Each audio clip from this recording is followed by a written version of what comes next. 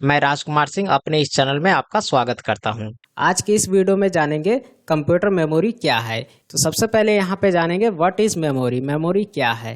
देखिए, computer memory refers to the device that are use to store data और program on a temporary और permanent basis for use in a computer. Memory is use to save data for temporary और permanent. There are mainly two types of memory.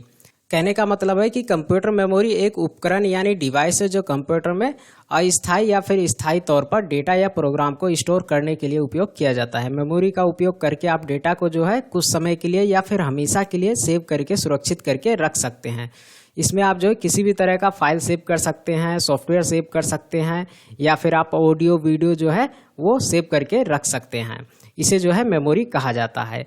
अब memory जो है वो मुख्य यहाँ पे दो प्रकार के मेमोरी होते हैं। कौन कौन सी होती है उसके बारे में जान लेते हैं।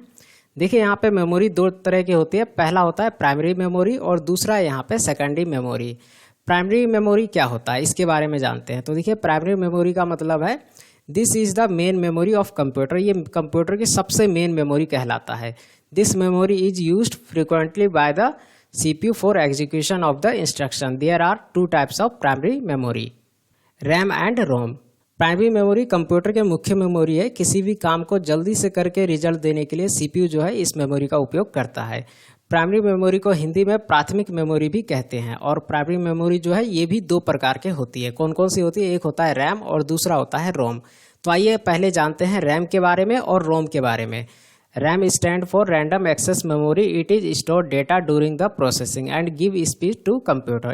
It is stored data temporarily only for processing, so no data will remain when the computer is switched off. RAM का full form random access memory है। ये एक प्रकार का मेमोरी होता है। ये प्रोसेसिंग के समय डेटा अपने पास स्टोर करता है ऑटोमेटिक, और वो भी कुछ समय के लिए ही ऑटोमेटिक सेव कर लेता है। और उसके बाद जब आप कंप्यूटर टर्न ऑफ कर देते हैं यानी कि बंद कर देते हैं तो वो डेटा जो है इसमें से हट जाता है, यानी कि अपने आप डिलीट हो जाता है। इसलिए कंप्यूटर के स्विच ऑफ होने के बाद इसमें जो है कोई भी डेटा नहीं रहता है और नहीं आप जो उस डेटा को फिर कभी रिकवर कर पाएंगे। अब जानते हैं रोम के बारे में कि रोम क्या होता है।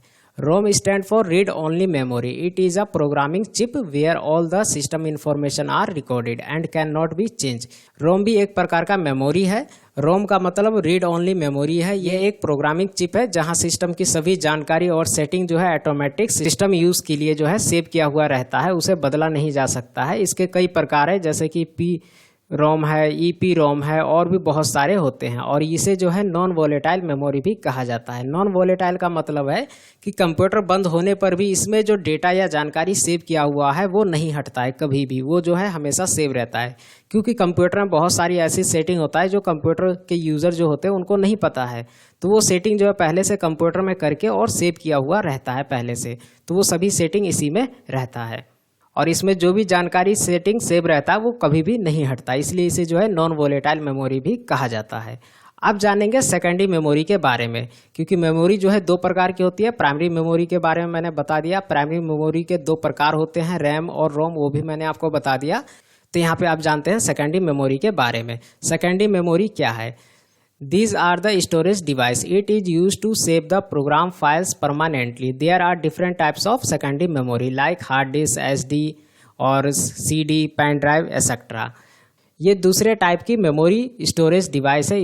इसका इस्तेमाल प्रोग्राम फाइल को स्थायी रूप से यानी कि हमेशा के लिए सेव करके रखने के लिए किया जाता है। जब आप कंप्यूटर में कोई फाइल या वीडियो, ऑडियो, फोटो आदि चीज़ें सेव करते हैं तो वो इसी में सेकेंडरी स्टोरेज डिवाइस के हार्ड डिस्क में जाके सेव हो जाता है। कंप्यूटर में हार्ड डिस्क यूज़ किया जाता है सेकेंडरी स्टोरेज डिवाइस के तौर पे, जिसमें जो है कोई भी चीज़ सेव रहता है, जिसे ज़रूरत पड़ने पे आप कभी भी कितना भी समय बाद जो है यूज़ कर सकते हैं और चला सकते हैं। ये सेकेंडरी मेमोरी कई प्रकार की होती है।